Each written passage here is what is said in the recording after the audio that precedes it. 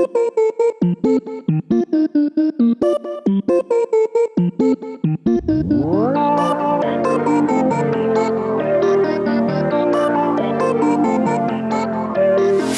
everyone! Welcome to Enthusiastic Encouragement and Dubious Advice, the podcast for folks who would rather curl into the fetal position than lean in. I'm your host, Patricia Tuttle, aka The Infophile. And I'm your co-host, Nicole Tuttle. We're recording this show on November 11th, 2023.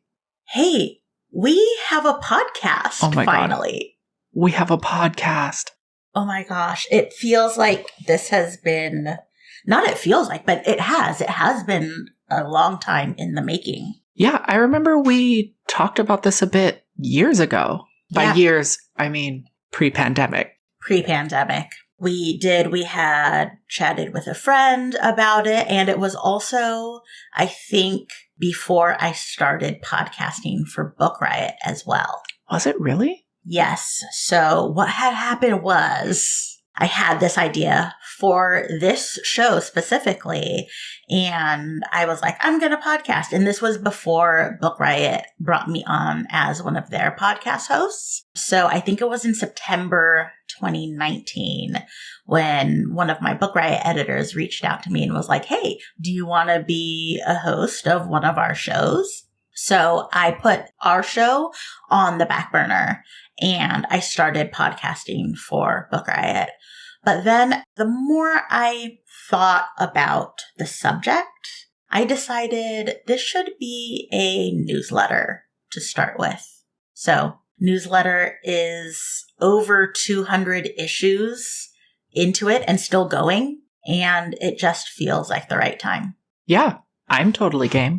Did you think you'd ever be recording a podcast? Oh, no, I would never be recording a podcast. Are you out of your mind? What do I have to say? Who wants to listen to me? I mean, we've definitely talked about recording our D&D sessions. That's different. That's different? That's different. Also because that would just help me remember what we did in the last session. If a wider audience enjoys that, well, that's just a bonus then. It's just your elaborate notebook. Exactly. But I think really the big question is behind all of the newsletters and now this podcast, why are we doing self-help and not our D&D sessions? Well, this podcast, as I mentioned, is based on my newsletter. And I have been an avid self-help reader for years. And like many folks who are fans of the self-help genre, we will read the books or listen to the podcasts, and maybe we'll get a piece of information that is helpful, but really we rarely find ourselves helped from the self-help. And so that's how we move on to the next one. And it just feeds the machine that is self-improvement and things like that. On top of that, I was noticing a pattern when I was making lists of books for Book Riot. And I like to create books that are very diverse. Book Riot is known for creating lists that are very diverse. And when I would try to make book lists of, the best self-help out this year, or self-help to get your year started, or self-help that is good college graduation gifts, I was noticing that the lists of books of authors were incredibly white. They were incredibly straight. They were incredibly cisgender and non-disabled, neurotypical. And then on top of that, I was noticing if I did find self-help by a fellow Black person, it was often religious, which is not my jam. And then on top of all of that, so much of the self-help, because it's not written by people who are like me or like you necessarily, it's rarely relevant. We don't necessarily have the funds to outsource our laundry so that we have more time for, yoga. I mean, that does sound nice. It does sound nice. But we don't. And it's not realistic for a large amount of people. A lot of self-help is selling the dream. And what I want to do and what I do through my newsletter and what I'm hoping we do through this show is offering people the practical tips that I have gleaned from my reading, from life experience, and give people the parts that they could actually use. That sounds good. In that vein, what are we talking about today? You know what? That's fair. For this first episode, I really want to talk about rules, specifically the rules that we make up for ourselves. And I want to be clear, I'm not talking about boundaries. I'm not talking about the boundaries we make in order to keep ourselves safe and sane and healthy, like possibly having a strict bedtime or adding movement into your day if that's your thing, or doing things for fun. I really want to talk about the rules that we keep because maybe they were accurate for a past version of ourselves, or maybe there's something that we've carried from childhood that maybe an adult in our lives had those rules for us, and so we still kind of keep those rules going in our own lives. So, for example, this is more of a social rule, is when we think about when to start something. We have New Year's resolutions, and I talk about that. That's going to be a little bit of a theme because that's coming up. And we're like, oh, I'm not going to start this thing until the beginning of the year, or the beginning of the month, or the beginning of the week. And it's a way to procrastinate, which I am a procrastinator. Like, I procrastinate a lot, but sometimes we box ourselves in these ways, and it actually keeps us from doing the things we want to do. That one in particular really messes me up all the time because I'll be like, oh, I'll start that on Monday. And then Monday comes and something happens and I don't. And I'm like, well, guess I have another week before I start doing that thing. Can't possibly start it on a Tuesday. No, that's absurd. Tuesdays are not for starting things. Is that like a weird version of Wednesdays we wear pink? Or black. Or black. I don't know. I don't know. And Tuesdays aren't for starting things. No, Tuesdays aren't for starting things. I think one of the things I used to have a problem with, and I still have a problem with, honestly, is a strict no to last minute plans. Oh, for sure. If something's not on my calendar, it's not happening. And I also, if we are going someplace, if we're going to explore someplace, I need to know what restaurant we're going to ahead of time. I'm not making the decision in the moment. And some of this was to kind of stave off meltdowns for myself. And also some of it, though, was just needing to constantly control situations. And so I really had to look at what was I keeping myself from. If someone invited us out, again, this was pre-pandemic, but if someone invited us out and it was only 24 hours in advance, often I would have no real reason to say, no, I'm not doing it, except for it's not on my calendar. It's not on the calendar. That means that night I might not be able to get the dishes done, which means my coffee pot will be dirty in the next morning. And really, that's just going to throw off the whole week. And you can't start a week over on a Wednesday. We just had this conversation. Yeah, I often get told by my therapist I think way ahead of things. It's very much, if you give a mouse a cookie, then you're going to need to give it a glass of milk, and then you're going to need to give it a napkin and a massage. I don't know. I don't think I've actually read that book. I think at some point a moose shows up at your front door. It's really unsettling. How about you? Do you have any other examples? As we were talking about this before, a real basic one for me has always been I don't dance. And this is I guess it's one of those, it's a rule, but also one of those descriptions of myself that I've held on to for a long time, right? But going to functions, it's oh, I don't dance. Which, if, as you know, is a complete and utter lie, right? You live with me. Oh, you're flitting around this place all the time. All the time. Yeah, I mean, it's part of how I move around.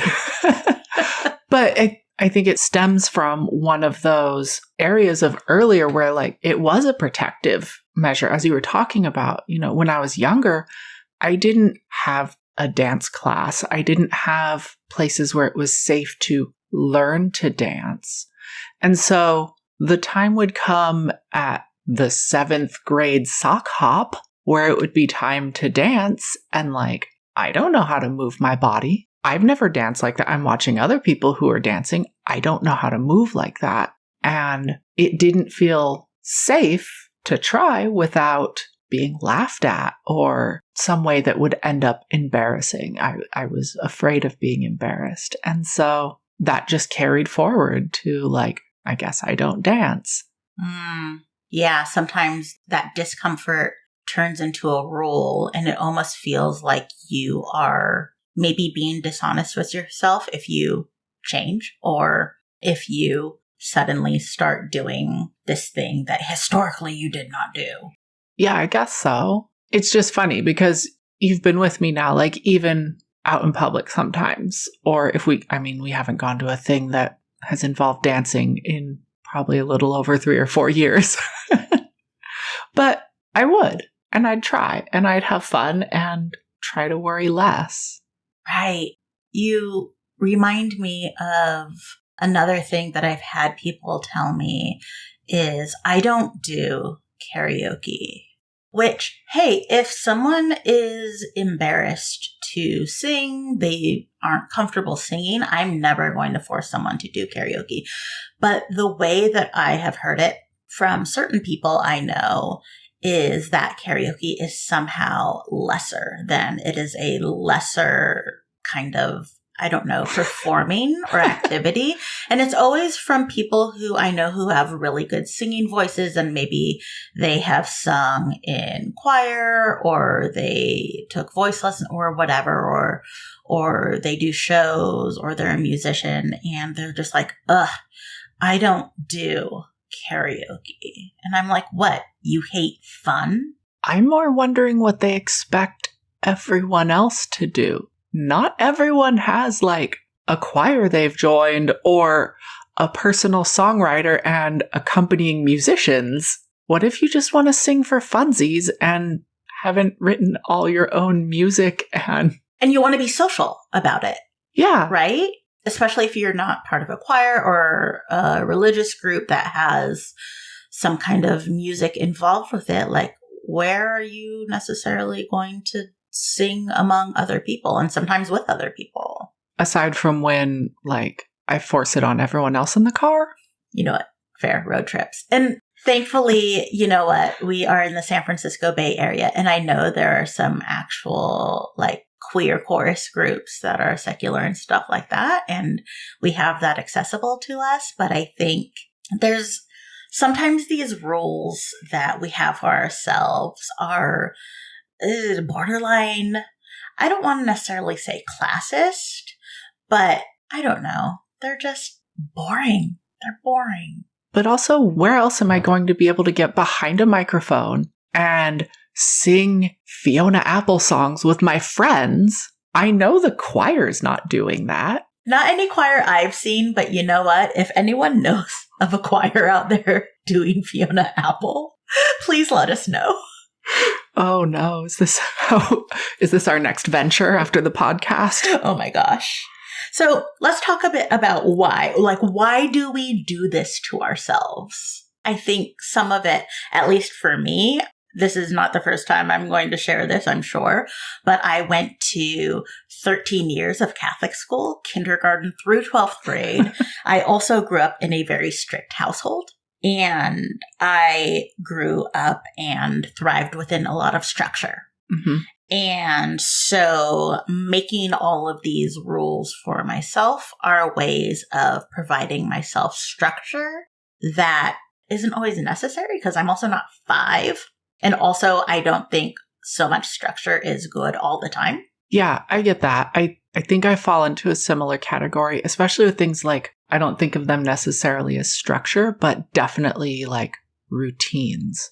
Every day of the week, I get up and I do these same things every morning in the same order. And if I don't, my day might get thrown off. Well, and I think that's a good reason to do those things. But I think it's also kind of the stories we tell ourselves. Oh, if you don't do these things, are you going to let the whole day be thrown off as well? That's fair. Or does it change something about my personal understanding of identity, right? I am no longer a person who journals if I skip it that morning. Right. Another reason we do this, especially, I'm thinking about folks in Western society in particular, is we have this culture of policing, especially marginalized folks. As a Black person, I need to have, well, I don't, my hair is purple, but we are often policed about how our hair is in a school setting or in a work setting, a quote, professional setting. We get policed if we have uteruses. We get policed if we show our gender in any way which is outside of what people think is normal. That policing in particular does hit me, and it does lead me to have kind of a similar rule of I try very hard to make sure my nails are done before going to the office, because I am so worried about having any little thing that is noticed that might lead people to question my gender. Right. Right. And it's that line between self-preservation and safety. Right. Versus doing whatever feels good and whatever you want. Yeah. But then, that's also, having certain things for ourselves. But I think there's still this culture of policing, oh, that person's doing a thing they're not supposed to do. Oh, that person let their child open fruit snacks in the grocery store before they paid for them. So I'm going to go tell security. And there's already just so much policing of people, both by the government in our society, but then by each other, that we end up also just policing ourselves. Oh, for sure. Yeah. There's an internalization of those rules. Mm-hmm. When you take that to the level of creating rules around how you're policing yourself, that then leads to feelings of needing to be punished in some way when you break those rules. Right.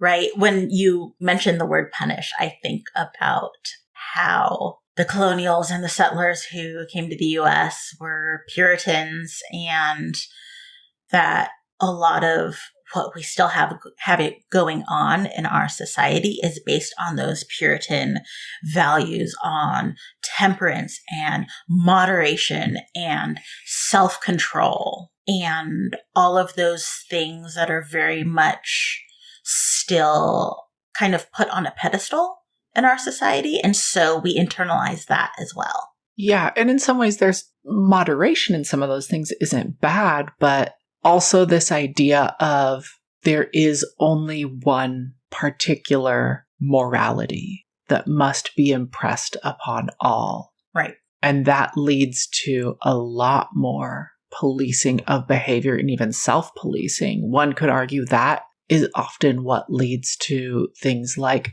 being in the closet or keeping secrets about your own personal life from other people for fear of repercussions in social ostracization of things that really are not immoral, but in some ways amoral. There really ought not to be a morality attached to that. Right, right. And I think with all of these rules that we put on ourselves, I think the other thing that I alluded to earlier about carrying rules over from our childhood, from our teenage years, or even past relationships is habit. It's habit. I certainly have habits of just making up rules for myself. Why? Yes, I am the boss of me, but I don't need to be like the Lucy Van Pelt boss of me. The Lucy Van Pelt? Lucy Van Pelt is from peanuts. Oh, that Lucy. That Lucy. I didn't know she had a last name. Scandal. Is she the one that some of us would just better know as Sir? No, that was Peppermint Patty. Oh, I thought she called people Sir. Was it Marcy that called her Sir? I am totally sidetracking off here and really showing how much I do not know about the Peanuts world. Oh my gosh. Despite having gone to Knott's Berry Farm multiple times as a child. Anyways, tell me more about habits. No, thank you. No, thank you. But I want to talk about actually, how do we stop policing ourselves so much, right? How do we fix this? How do we? I mean, what comes to mind initially is that before we can make any changes on how we are policing others in the world, we really have to first stop policing ourselves in these ways that we've been talking about. Yeah. I wouldn't even say we have to do that first. Everything needs to happen at the same time.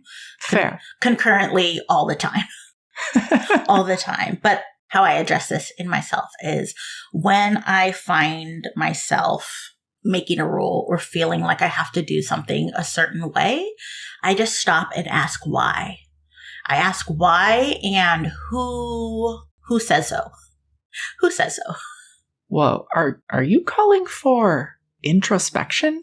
Oh, I mean, generally that's not for me, but maybe a little introspection. Oof, that sounds a little difficult. You know what? I have a hard time with it, but I think a lot of people do. And I think it's something that is, of course, worthwhile. Obviously, we're going to talk about introspection a lot on this show, but I think it's also just stopping. And especially if you find yourself with a rule for yourself or telling yourself you shouldn't or should do something or you can't do something, just sitting and saying, why? Why can't I? And sometimes it might not be diving deep. Your answer might just be like, why not? And like, why? Why not? Like, sure. Then it might help break you out of that cycle of making rules.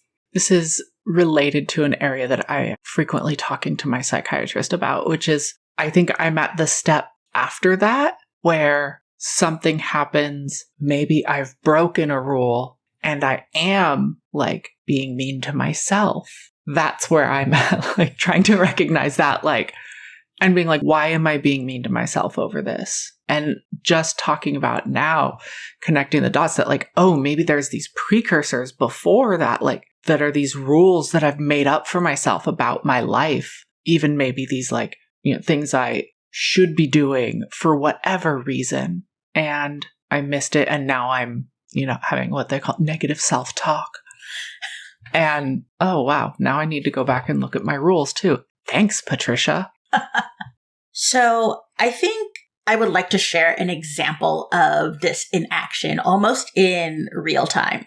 And it kind of goes back to our show timing. We're releasing this show at an odd time. It's not even like the first of the month. It's not the first of the year. And like when we were talking about it, it was very much like, okay, we're going to do a podcast and we're going to release it at the beginning of the year and have a fresh start. And also all of the information on podcasting out there says you need to do it weekly and you won't be successful if you do it weekly. And finally, I was just kind of getting ants in my pants and I wanted to do it. And I was like, time is arbitrary. Time is arbitrary. Oh, no. I know. Ask a frog what time it is. He doesn't know. Huh. For the frog, is it before or after the flies come by? It's probably either like sun time or nighttime, I guess. Frogs have 2 times. I am a zoologist. That is very scientific. Very scientific. Sun time or dark time. Right. But I also try to think about being a creative and timing the release of things and recognizing that terrible things are always going to be happening at this point at an alarming rate. And there's never going to be an appropriate time to release art. And therefore, like, any time's an appropriate time to release art. Yeah, especially when it comes to art. I feel like, yes, there are times where it may have more or less impact, but I also think it's never a bad time to put art into the world. Yeah, especially things that you're trying to, I don't know, help people. Yeah. The other thing is hopefully, you know what? Maybe releasing at this time of year beats the rush, beats the New Year's rush and gets us into your queue. But also, we recognized, hey, we both have day jobs. I have side gigs. I write my newsletter. I write and podcast for Book Riot. And we don't have the bandwidth for a weekly show right now. Yeah, we still have to, like, make dinner, do laundry. Yeah. Which have to be done on very specific days. You don't say. Tell me more about... No, don't tell me more about that. But also, it was interesting that I was doing research on what day are the most popular days for podcasts to be released. And I think it might have been something from Mashable years ago that it was like, oh, podcasts get the most downloads on Tuesdays, Wednesdays, and Thursdays. And so then podcasters read that and they would publish their shows on Tuesday, Wednesday, Thursday. So then there would be more downloads on Tuesday, Wednesday, Thursday. And it was just a self-fulfilling piece of data. Yeah. Take the advice and run with it. And now the advice becomes like the rule. Exactly. So if anything, we really want you to take from this is recognize when you are shoulding yourself or you're canting yourself or otherwise policing yourself and ask why. Some of that introspection you mentioned earlier. Yes. So in my weekly newsletter, every other week I have an essay, and then the weeks in between those weeks, I offer resources because I am a librarian, and sometimes I find that there aren't necessarily a lack of free resources out in the world available. It's just a lack of people knowing about them. So at the end of every show, I'm planning on sharing a resource. Sometimes it might be Nicole sharing something that she finds. But today I want to share one of my favorite apps that is called the Forest app. And the Forest app is an app for iOS. It's for Android. It's also, I think there's a web app. There might be a Chrome extension. And you grow a little digital tree, like you set a timer, and you grow a tree for 30 minutes. But if you open up, say, social media or any of the apps that you decided you don't want to allow, then your tree is going to die. So Forest app keeps me from going on social media and maybe keeps me doing things that spark joy instead of doom scrolling for an allotted amount of time. I think one of my favorite things about the Forest app is the holiday or seasonal themed trees you can grow. I love seeing the different ones you grow. Absolutely. It's incredibly cute and it's incredibly rewarding. You can also, you get kind of coins and then you can get access to different kinds of trees and plants. I grow a lot of jack-o'-lanterns around the year. It has helped me tremendously. I don't want to say like, oh, it helps with productivity, but it does help maybe keep me off social media so that I can do something enjoyable like read or bake. I also enjoy when you bake. Yes, I am aware. I am very aware. So, Patricia, we're almost done here. I want to know right now what's filling your cup. I think I'm at that special time of year where I have less required reading for my bookish work. And so I am just able to read with abandon and just consume books that I want to read. I don't have to worry about, it's a book that I also want to write about, or it's a book I also want to podcast about. And I get to all the books and graphic novels and comic books that I didn't get to earlier in the year. How about you? What's filling your cup right now? I'm really enjoying the incoming cold weather and pairing that with hot drinks. Hot drinks are hard to, stomach in the summertime, but it's finally being hot drink season, and I just love sitting with a big mug of hot chocolate or tea. It's being very cozy. I hear you on that. Well, that's our show for today. You can find the full show notes and transcript at eedapod.com. That's EEDAPOD.com. There you can also find a link to our Patreon, our bookshop link, the podcast email list, and a link to the ongoing Enthusiastic Encouragement and Dubious Advice newsletter. You can find us on Instagram and Blue Sky at eedapod and email us at eedapod@gmail.com. We are nothing if not consistent. We would appreciate it so much if you can subscribe and rate us on Apple Podcasts, Spotify, or wherever you get your podcasts that allow ratings. It goes really far in helping other people find us. In the meantime, we hope you find ways to be kind to yourself, drink some water, unclench your jaw, and we'll be talking to you soon. I feel like you can really hear that I grew up in LA.